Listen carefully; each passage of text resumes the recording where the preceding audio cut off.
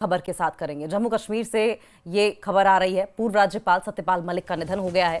दिल्ली के आरएमएल अस्पताल, राम मनोहर लोहिया अस्पताल में सत्यपाल मलिक ने अंतिम सांस ली है। लंबे वक्त से सत्यपाल मलिक बीमार चल रहे थे।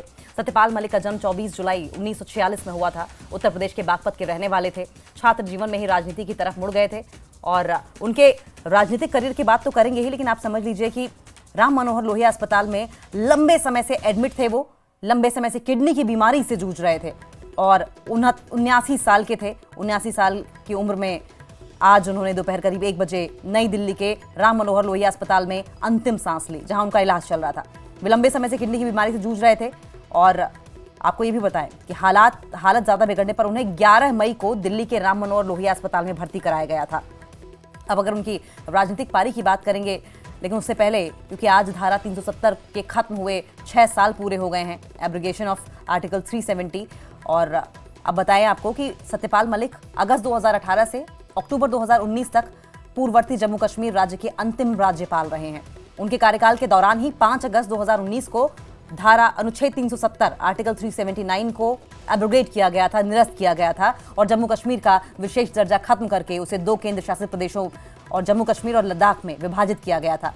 संयोग की बात यह है कि आज ही फैसले की 6ठी वर्षगांठ है और इसी दिन सत्यपाल मलिक ने अंतिम सांस भी ली है। वो अक्टूबर 2017 से अक्टूबर 2018 तक बिहार के राज्यपाल भी रहे हैं। उन्हें 21 मार्च 2018 से 28 मई 2018 तक उड़ीसा के राज्यपाल के रूप में कार्य करने का अतिरिक्त प्रभार भी दिया गया। और अगर जम्मू कश्मीर की बात करें तो देखिए, जम्मू कश्मीर के 2 केंद्र शासित प्रदेशों में विभाजित होने के बाद सत्यपाल मलिक को गोवा का 18वां राज्यपाल भी नियुक्त किया गया था। तो लंबी चौड़ी इनकी राजनीतिक पारी है। उन्होंने अक्टूबर 2022 तक मेघालय के 21वें राज्यपाल के रूप में भी कार्य किया था और अब 1974 में चौधरी चरण सिंह के भारतीय क्रांति दल की टिकट पर बागपत से विधानसभा चुनाव लड़ा। 28 साल की उम्र में विधानसभा पहुंच गए थे और इसके बाद 1980 में लोकदल से राज्यसभा के सांसद बने। अगस्त 2018 से अक्टूबर 2019 तक सत्यपाल मलिक जम्मू कश्मीर के राज्यपाल रहे। उनके कार्यकाल के दौरान ही 5 अगस्त 2019 को धारा 370 हटाई गई थी और जम्मू कश्मीर को विशेष राज्य का विशेष दर्जा जो था वो खत्म कर दिया गया था। 2 केंद्र शासित प्रदेशों में उसके बाद जम्मू कश्मीर को विभाजित किया गया था। अब क्योंकि हम उनके राजनीतिक सफर की बात कर रहे हैं तो ऐसे में हम हमारे सहयोगी खुर्रम शहजाद हमारे साथ जुड़ गए हैं, उनका सीधा रुख कर लेते हैं। 79 साल की उम्र में खुर्रम सत्यपाल मलिक हमारे बीच नहीं रहे हैं और संयोग की बात देखिए, उन्हीं के कार्यकाल के दौरान धारा 370 को अनुच्छेद 370 को एब्रोगेट किया गया था और आज जबकि 6वां साल है धारा 370 के हटे हुए, आज ही के दिन वो हमारे बीच नहीं है। बिल्कुल आपने सही कहा। आज ही के दिन उनकी जो है मौत हुई है और उनको दरअसल राम मनोहर लोहिया अस्पताल है दिल्ली का, उसमें दाखिल कराया गया था। गुर्दे की परेशानी थी, किडनी की प्रॉब्लम को लेकर उनको दाखिल कराया गया था और उसके बाद से उनका लगातार इलाज चल रहा था और लगभग 1 घंटा पहले इस तरह की खबर आई कि उनका मल्टी फेलियर ऑर्गन्स हो गया और जिसके बाद उनकी डेथ हो गई। लेकिन सत्यपाल मलिक के वाकई इस बात के लिए हमेशा जाने जाएंगे और उनका नाम हिस्ट्री में रहेगा कि जम्मू कश्मीर को लेकर जो सरकार ने एक बड़ा फैसला लिया था वो उनके कार्यकाल में उसको पूरी तरीके से लागू किया गया और आज ही का दिन था और आज 6 साल पूरे हुए हैं और सत्यपाल मलिक जो है वो अब नहीं रहे। हेल्थ इश्यूज उनको लगातार चलते रहते थे, उनके पैरों में काफी ज्यादा सूजन रहती थी, तो किडनी की प्रॉब्लम उनको काफी लंबे समय से थी और उनका इलाज भी होता रहता था और अब ये खबर राम मनोहर लोहिया अस्पताल से आई है कि वो नहीं रहे। खुर्रम, ये सिर्फ जम्मू कश्मीर की बात नहीं है, वो गोवा के भी राज्यपाल रहे हैं। एक लंबा चौड़ा राजनीतिक करियर उनका रहा है, तो देश के लिए तो क्षति है ही, लेकिन खासकर कांग्रेस पार्टी के लिए। बिल्कुल, देखिए क्षति है और जिस तरीके से सवाल वो उठाते रहे उसको लेकर जो है अपोजिशन और खासतौर से कांग्रेस पार्टी और दूसरे लोग जो है वो कहीं ना कहीं उनकी कमी जरूर महसूस करेंगे, क्योंकि मुल्क की सियासत में कहीं ना कहीं उनके बयान और इस तरह के सवाल वो उठाते रहे, वो कहीं ना कहीं अपोजिशन के लिए एक शौक जरूर है, उनको इसकी कमी जरूर महसूस होगी। दिल्ली में वो आम जिंदगी गुजार रहे थे। ठीक है, आपके रुकेंगे खुर्रम, आपके पास रविंद्र रैना हमारे साथ बीजेपी के कद्दावर नेता हैं जम्मू कश्मीर से, वो भी जुड़ गए हैं। रविंद्र रैना जी, एक बड़ी अपूर्णीय क्षति के तौर पर इसे जरूर देखा जाना चाहिए और संयोग देखिए 370 अनुच्छेद जिस दिन खत्म किया गया था तब कार्यकाल राज्यपाल मलिक का ही था, लेकिन आज जबकि छठा साल है, आज ही के दिन वो हमारे बीच नहीं है। ये समाचार अभी अभी आया है कि श्रीमान सत्यपाल मलिक साहब, जो कि जम्मू कश्मीर के गवर्नर रहे, गोवा के, और भी वो गवर्नर रहे, वो इस दुनिया को अलविदा कह दिया उन्होंने। और बहुत ही दुखद खबर है। एक लंबा समय वो जम्मू कश्मीर के अंदर जो है राज्यपाल के नाते उन्होंने काम किया। कई बार उस समय मेरा उनसे मिलना जुलना रहता था।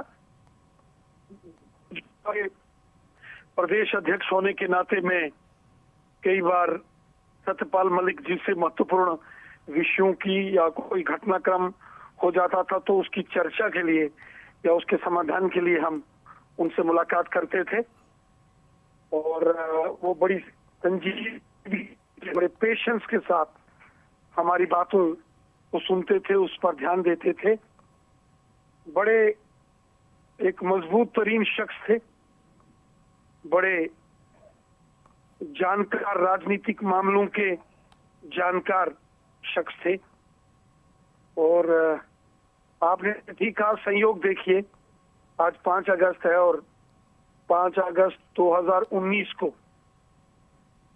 जो धारा 370 को निरस्त किया गया था, उससे पूर्व राज्यपाल के नाते ही उन्होंने यहाँ अपनी जो प्रशासन है उसकी ओर से रिकमेंडेशन किया था कि इस धारा को निरस्त किया जाए।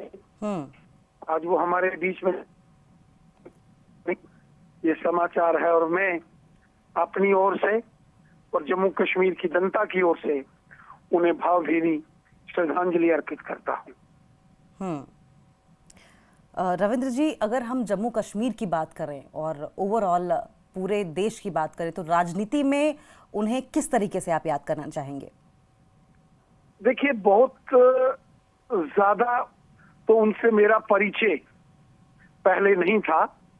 उनसे हमारा परिचय जम्मू कश्मीर के राज्यपाल के तौर पर जब वो यहाँ आए उस वक्त हुआ। मैं उनके जो शपथ समारोह था उसमें भी आया था। बड़े फैसले उन्होंने किए, बड़े उन्होंने जम्मू कश्मीर के जो यहाँ ट्राइबल्स लोग हैं, गुजर, बकरवाल, पहाड़ी, जो पसमानदा लोग हैं, उनके बारे में वो जो है बहुत सकारात्मक सोचते थे। और जब वो राज्यपाल बन के आए और हम यहाँ बीजेपी प्रदेश अध्यक्ष के नाते हमारे पास जिम्मेवारी थी, जम्मू कश्मीर और लद्दाख के महत्वपूर्ण विषयों पर जब हम उनसे चर्चा के लिए जाते थे, बड़ी संजीदगी के साथ ध्यान से उन विषयों को वो करते थे और उनका समाधान मंझे हुए राजनेता थे। रविंद्र जी, बहुत बहुत शुक्रिया आपका न्यूज़ 18 से बातचीत करने के लिए। हमारे साथ कविंद्र गुप्ता जी, लेह लद्दाख के उपराज्यपाल हैं, वो इस बीच हमारे साथ जुड़ गए हैं। कविंद्र गुप्ता जी, संयोग देखिए कि 5 अगस्त 2019 को सत्यपाल मलिक जी का ही कार्यकाल था जब धारा 370 अनुच्छेद 370 एब्रोगेट की गई थी, और आज जबकि छठवीं बरसी है, छठवां साल है धारा अनुच्छेद 370 को हटाए हुए, आज ही के दिन वो नहीं रहे। संशोधन संख्या सत्यपाल मलिक जी का एक अच्छा रोल रहा, उसके बाद भी वो यहाँ पर ठीक काम करते रहे। अक्सर उनसे मिलना रहता ही था। एक अच्छे राजनेता के रूप में उनको जाना गया था। वो विभिन्न पदों पर रह करके, विभिन्न स्टेट्स में रह करके उन्होंने काम किया। तो मैं इस दुख की घड़ी में यही कहना चाहता हूँ कि उनके परिवार को भगवान हौसला दे ताकि वो इस दुख की घड़ी को सह सके, और मेरी पूरी संवेदनाएं उस परिवार के साथ हैं। भगवान उनको अपने चरणों में थाम दे। कविंद्र जी, अगर हम जम्मू कश्मीर के परिप्रेक्ष्य में देखें और पूरे देश के परिप्रेक्ष्य में देखें तो खासकर जम्मू कश्मीर के परिप्रेक्ष्य में आप बताइए कि किस तरीके से सत्यपाल मलिक जी को आप याद करना चाहेंगे या आने वाली पीढ़ियां याद करेंगी? देखिए, हम अगर समझे कि बड़ी देर से धारा 370 जम्मू कश्मीर की डेवलपमेंट को लेकर के आड़े आती थी और हमेशा से वो उसमें आतंकवाद, अलगाववाद का एक असर रहता था। लेकिन धारा 370 टूटना अपने आप में एक बहुत बड़ा ये डिसीजन था। तो जो प्रधानमंत्री मोदी जी ने, माननीय अमित शाह जी ने उनको उस दौरान वहां पर लगाया, और देखिए किस तरीके से वहां पर पत्ता भी नहीं हिला। कुछ लोग कहते थे खून की नदियां बह जाएंगी, कुछ ये कहते थे यहाँ भारत का झंडा उठाने वाला कोई नहीं होगा। लेकिन हमें ये समझना चाहिए कि बड़े अच्छे तरीके से जो काम किया गया केंद्र और राज्य द्वारा, उस वक्त हमारे सत्यपाल मलिक जी ही गवर्नर थे, तो इस तरीके से उनको याद किया जाएगा। बहुत बहुत शुक्रिया कविंद्र जी आपका न्यूज़ 18 के साथ जुड़ने के लिए, अपनी बात रखने के लिए।